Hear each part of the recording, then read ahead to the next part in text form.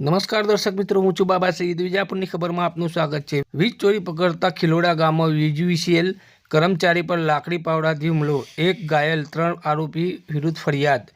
સમાચાર વિગતવાર જોઈએ તો અરવલ્લી જિલ્લાના ભિલોડા તાલુકાના ખિલોડા ગામમાં તારીખ 21 જાન્યુઆરી 2026ના રોજ સવારે આશરે 7:30 વાગ્યાના સમયે ઉત્તર ગુજરાત વીજ કંપની લિમિટેડ યુજીવીસીએલના કર્મચારીઓ વીજ મીટર તપાસ અને ચોરીની તપાસ માટે પહોંચ્યા હતા. ઇલેક્ટ્રિકલ આસિસ્ટન્ટ લાલજીભાઈ કચરાજી ચૌહાણ, ઉંમર વર્ષ 38, રહે ચિલોડા, તાલુકો વિજયનગર, જુનિયર એન્જિનિયર વિઠ્ઠલભાઈ ચંદુલાલ ભગોડા અને આસિસ્ટન્ટ લાઇનમેન બાબુભાઈ નારણભાઈ ભગોડા સરકારી વાહનમાં ગયા હતા. પુનાભાઈ ગલજીભાઈ મેરાતના ઘરે તપાસ બાદ આગળ ઘર ખેતાભાઈના ઘરમાં પીળા કેબલ દ્વારા વીજળી ચોરી જણાઈ હતી. પૂછપરછ દરમિયાન પુનાભાઈ ગલજીભાઈ મેરાત, તેમના પુત્ર લલિતભાઈ પુનાભાઈ મેરાત અને બીજા પુત્ર આવી પહોંચ્યા હતા અને કર્મચારીઓ પર હુમલો કર્યો હતો. પુનાભાઈએ પાવડો લઈને દોડી આવ્યા હતા. લલિતભાઈએ લાકડી વડે કમરથી નીચેના ભાગે માર માર્યો હતો અને ત્રીજા આરોપીએ જુનિયર એન્જિનિયરને પકડી રાખ્યા હતા.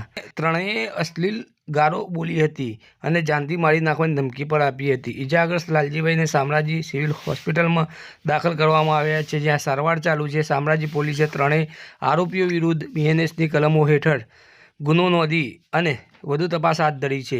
આ ઘટના ગુજરાતમાં વીજ ચોરી તપાસ દરમિયાન કર્મચારીઓ પર વધતા હુમલાઓની શ્રેણીમાં ઉમેરો કરે છે. તાજેતરમાં વિસનગર તાલુકાના થુમથલ ગામમાં યુજીવીસીએલ ટીમ પર લાકડીઓ વડે હુમલો થયો હતો, જેમાં જુનિયર એન્જિનિયર સહિત કર્મચારીઓ ઇજાગ્રસ્ત થયા હતા અને આરોપીઓને ઝડપી સજા માટે અરજી કરાઈ હતી. તેમજ સાણંદના મોડાસર ગામમાં પણ યુજીવીસીએલ ટીમ પર હુમલો થયો હતો, જેમાં પોલીસ અધિકારી પણ ઇજાગ્રસ્ત થયા હતા. છેલ્લા 2 વર્ષમાં રાજ્યમાં 61થી વધુ આવા હુમલાના બનાવો નોંધાયા છે.